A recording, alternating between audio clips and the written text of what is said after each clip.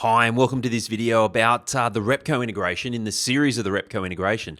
In the previous video, we saw how we could do the Repco integration with Navigator Pro from inside the invoice. Now, I'm still inside this same invoice and all these products and labor, etc. are on this transaction. What we're going to see in this video is how the actual ordering process works. It's super simple. All you do is go here, go add to order, and what this will do is this will actually create an order for Repco.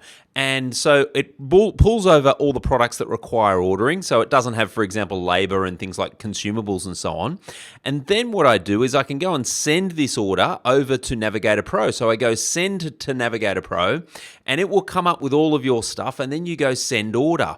So if there are anything that you need to remedy, so for example, this one doesn't have stock on hand, you can do that sort of stuff. So you can elect not to choose it or get it from a different location or something like that. Go send order and away you go.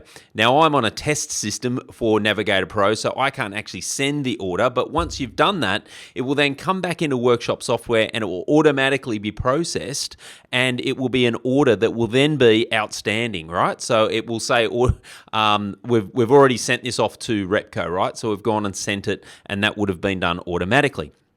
So now that order's gone off to Repco and it's done. Now the next part of that is that then if you've got invoices that are integrated into Workshop software, the invoice will automatically get put into Workshop software. So I'm going to show you how to do that in the video in relation to how we go and configure Repco integration. So watch that video for all the details on that.